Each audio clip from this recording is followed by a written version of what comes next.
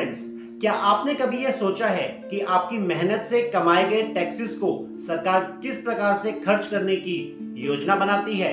वह कौन कौन सी पॉलिसीज हैं जो आपकी इन्वेस्टमेंट, सेविंग्स, सैलरी, यहाँ तक कि आपके डे टू डे लाइफ को भी इफेक्ट करती है? तो इसका एक सीधा सा जवाब है यूनियन बजट। इस वीडियो में मैं आपको बताऊंगा कि यूनियन बजट क्या है और यह किस प्रकार से आपकी डेली लाइफ और हमारी पूरी इकोनॉमी को किस प्रकार से आकार देता है। तो वीडियो में अंत तक बने रहें, यह इतना भी मुश्किल नहीं है। यूनियन बजट सेंट्रल गवर्नमेंट की एनुअल फाइनेंशियल रिपोर्ट कार्ड की तरह है, जो आने वाले साल में गवर्नमेंट की इनकम और एक्सपेंडिचर की प्लानिंग बताता है। आसान शब्दों में कहें तो यह इकोनॉमिक पॉलिसीज का एक ब्लूप्रिंट है, जो यह बताता है कि आने वाले साल में गवर्नमेंट की इकोनॉमिक प्लानिंग या इकोनॉमिक पॉलिसीज क्या रहने वाली है।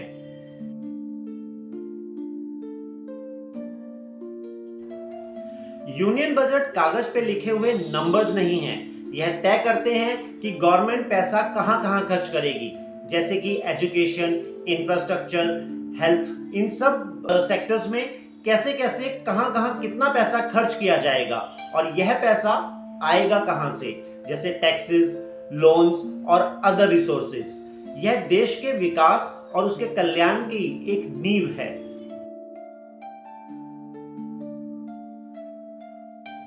बजट के मुख्य रूप से दो हिस्से होते हैं, रेवेन्यू बजटिंग और कैपिटल बजटिंग। सरकार जो भी इनकम करती है वो रेवेन्यू बजटिंग में आता है, जैसे कि tax collection, GST collection, stamp duty collection इत्यादि।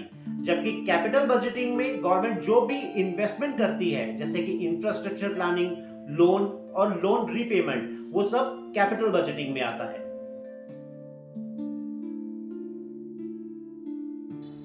जब फाइनेंस मिनिस्टर अपना बजट भाषण पढ़ रहे होते हैं तो उसमें कई इंपॉर्टेंट डॉक्यूमेंट्स भी होते हैं। सबसे महत्वपूर्ण डॉक्यूमेंट होता है फाइनेंस बिल।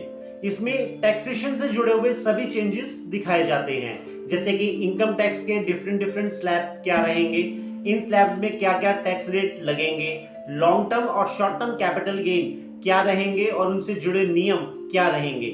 यह सभी फाइनेंस बिल का ही पार्ट होता है।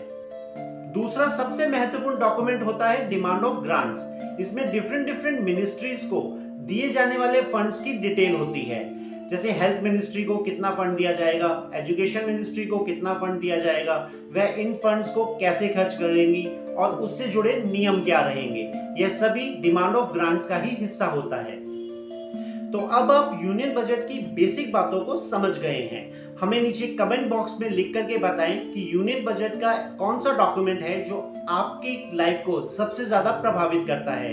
मेरी आने वाली वीडियोस में मैं आपको यूनियन बजट की कुछ की टर्मिनोलॉजीज, जैसे कि fiscal deficit, revenue deficit, capital expenditure इत्यादि, इन सब के बारे में बताऊंगा।